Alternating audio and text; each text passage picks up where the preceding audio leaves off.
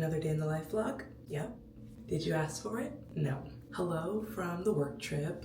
This work trip has been crazy. Not only was the highway literally closed yesterday and it had me running loops in the boonies, I thought I wasn't gonna make it. I thought I would share with you the day in the life of a 24-year-old corporate baddie. Today I'm not gonna be giving baddie though. Today I'm gonna be serving manufacturing worker, but that's my job.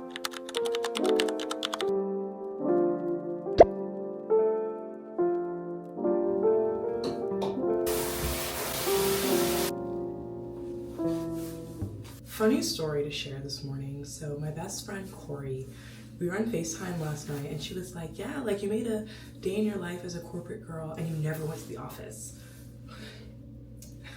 Listen, I work in like a top secret government regulated building and you're not allowed to film inside. No pictures, no videos inside, and I'm not getting fired. But I do want to share with you kind of like the behind the scenes of like everything that goes into like working with me, I guess. So outfit of the day, again, I have to wear a uniform, so covered that bad boy up, because one thing I want you guys to understand is you can chase every single dream you have in this life. You can have 500 goals. You can want to be the CEO and be a full-time content creator. Like you can have overlapping goals, and I feel like right now, so many people try to like either be one thing or the other, and you can be both. I can be a full-time corporate girly and make content for fun. There's nothing stopping me from that. There's nothing stopping me from pursuing my dreams and my hobbies.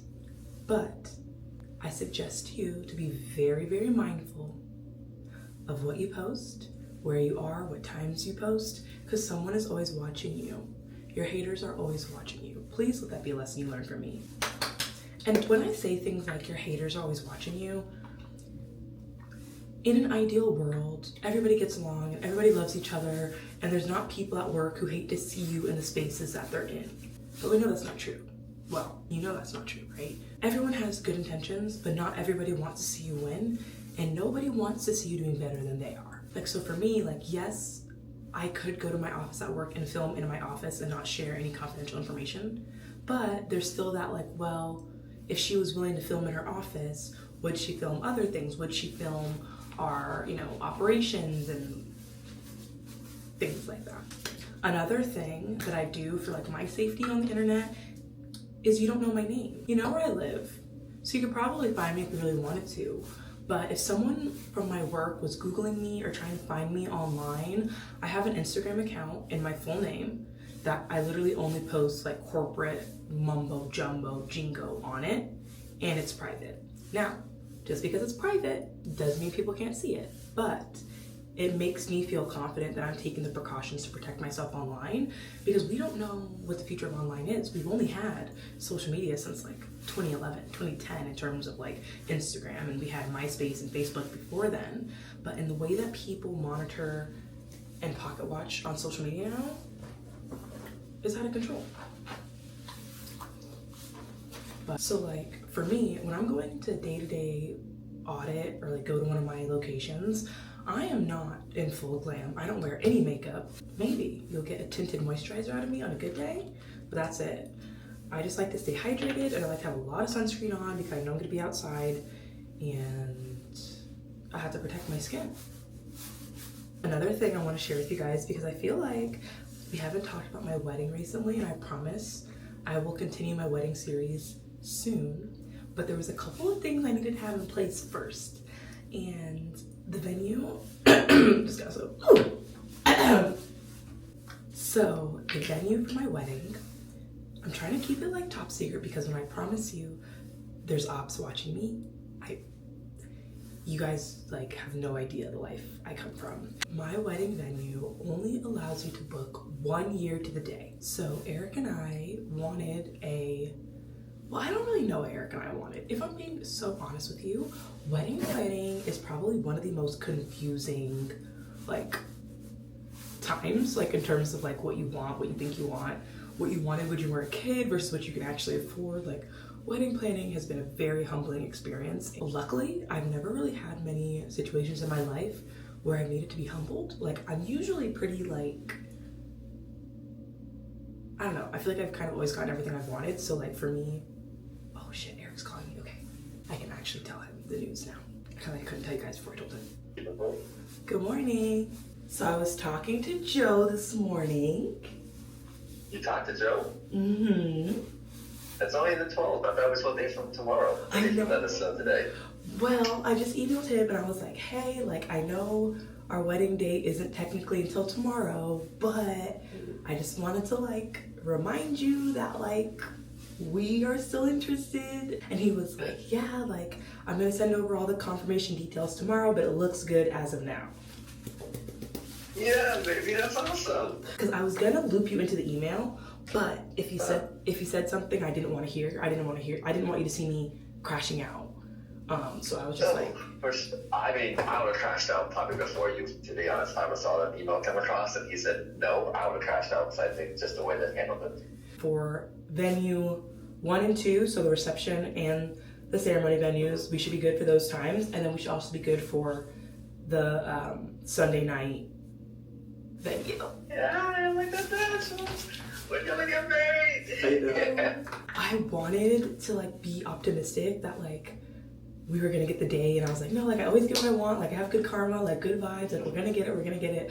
But then like a piece of me in my head was like, what if we don't get the day? Like what if we're not like getting married? Like so like now like tomorrow, like once tomorrow comes and I sign the contract, then I can say confidently that I'm a 2025 bride and we're getting married next year.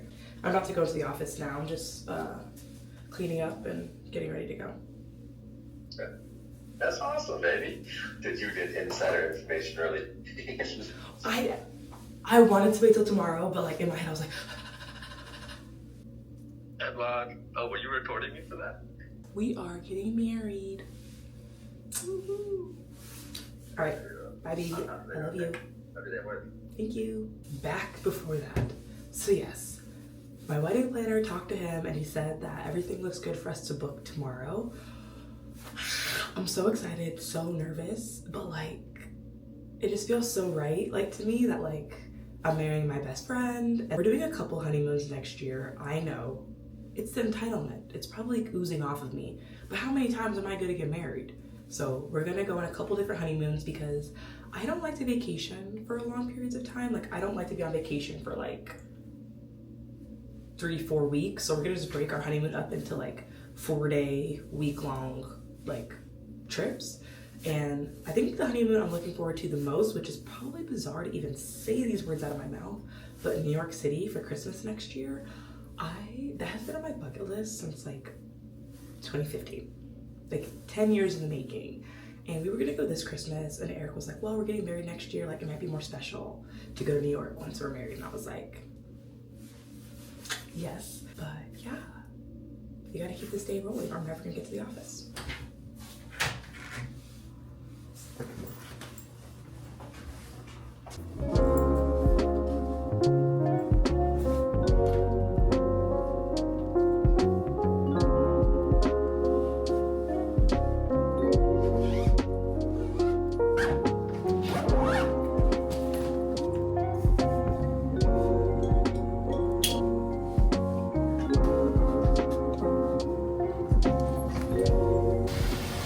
Guys, I have a flat tire.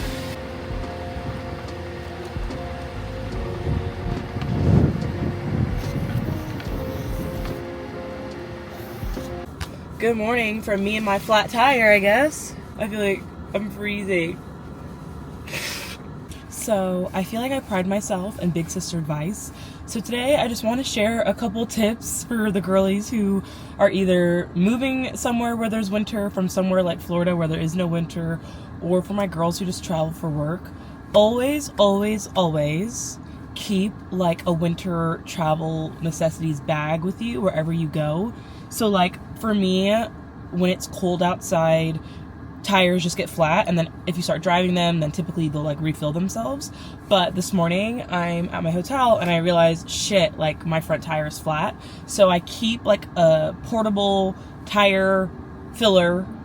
I don't know if that's what they call it, but that's what I'm gonna call it, in my trunk, just in case, because you never know where your tire is gonna be low. Very, very chaotic morning. Off to a great start here though in Pueblo. I'm loving that.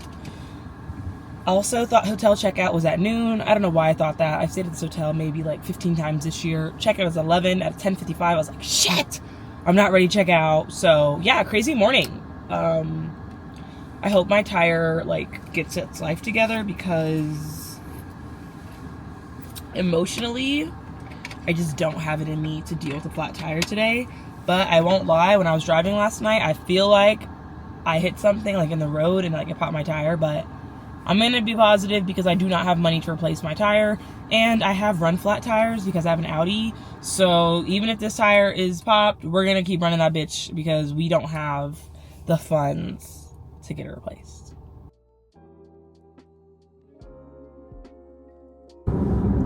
All right, guys, we are heading back to Denver, just leaving the office. The sun is going down. We have 3 hours and 13 minutes back to Denver this evening.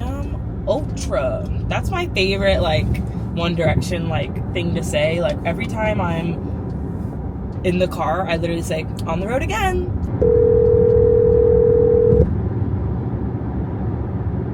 Your call has been forwarded to voicemail. The person you're trying to reach is not available. At the tone, please record your message. When you have finished recording, you may hang up. Corey! Call me immediately.